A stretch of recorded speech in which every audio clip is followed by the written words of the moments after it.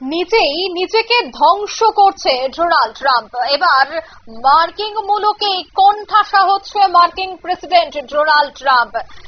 শুল্ক বাড়িয়ে ট্রাম্পকে খোঁচা দিচ্ছে এবার মার্কিন অর্থনীতিবিদরাও। আমেরিকাতেই ক্রমশ এবার কোণঠাসা হয়ে পড়ছেন ডোনাল্ড ট্রাম্প। একের পর এক এই শুল্ক বান, আর তাতেই বড় অর্থনৈতিক টালমাটুল পরিস্থিতি তৈরি হতে পারে বলে মনে করছেন অর্থনীতিবিদরা। বিস্তারিত জানবো, টেলিফোন লাইনে যুক্ত হয়ে গেছে প্রতিনিধি সৌম মুখোপাধ্যায়। সৌম, ঠিক কি বলবেন? মার্কিন প্রেসিডেন্ট ডোনাল্ড ট্রাম্প গত কয়েক মাস ধরেই শুল্ক যুদ্ধ শুরু করেছে গোটা বিশ্ব জুড়ে।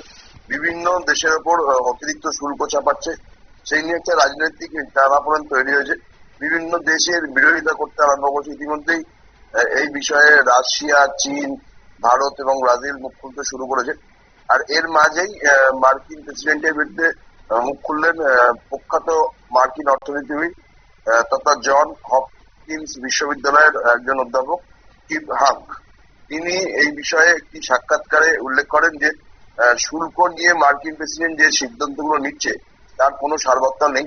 এই বিষয়ে তিনি প্রাচীন শাসক নেপোলিয়নের বিষয়টি উল্লেখ করেন। তিনি বলেন যে নেপোলিয়ন একসময় বলেছিল যে যদি তোমার শত্রু ভুল সিদ্ধান্ত নিয়ে নিজেকে ধ্বংসের দিকে ঠেলে দেয় তাহলে তার পথে না যাওয়াই ভালো। ডোনাল্ড ট্রাম্প ঠিক সেই কাজটাই এখন করছেন। তিনি নিজেকে নিজে ধ্বংস করছেন। তিনি এই বিষয়ে ভারতের সাথে যে আচরণ করছেন সেই কথাটাও উল্লেখ করেন ওই মার্কিন অর্থনীতিবিদ। তিনি বলেন যে মার্কিন প্রশাসনের তরফ থেকে ভারতের উপরে যেভাবে শুল্ক চাপিয়ে দেওয়া হচ্ছে, এই পরিস্থিতিতে আমার মনে হয় যে ভারতের প্রধানমন্ত্রী নরেন্দ্র মোদী এবং বিদেশমন্ত্রী এস জয়শঙ্করের বর্তমানে শান্ত থাকা উচিত।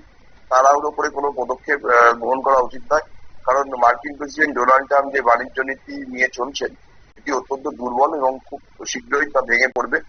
এবং মার্কিন অর্থনীতিবিদ আরো দাবি করেন যে বর্তমানে আমেরিকায় বিশাল বাণিজ্য ঘাটতি চলছে শুল্ক যুদ্ধ নিয়ে, এবং সেই কারণে মার্কিন অর্থনীতিতে একটা প্রভাব পড়তে চলেছে। পাশাপাশি তিনি আরো উল্লেখ করেন যে মার্কিন নাগরিকদের যে ব্যয় সেটা মোট জাতীয় উৎপাদন থেকে অনেক বেশি। এবং এই বিষয়ে উল্লেখ করতে গিয়ে ট্রাম্প যে শুল্ক নীতি নিয়ে এসছেন সেটাকে আবর্জনা বলেও উল্লেখ করছেন মার্কিন অর্থনীতিবিদ।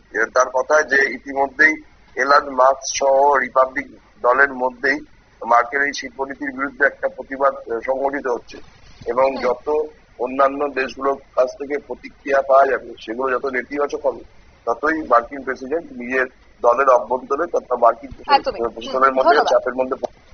অর্থাৎ শুল্ক বান নিয়ে কিন্তু ট্রাম্পকে খোঁচা মার্কিন অর্থনীতিবিদের, এবং এই যে একের পর এক শুল্ক চাপানো হচ্ছে তাতে আগামী দিনে আখেরে আমেরিকারই ক্ষতি হবে বলেই মনে করছে অর্থনীতিবিদরা। নিয়ে নিচে ছোট একটি বিজ্ঞাপন বিরতির সঙ্গে থাকুন।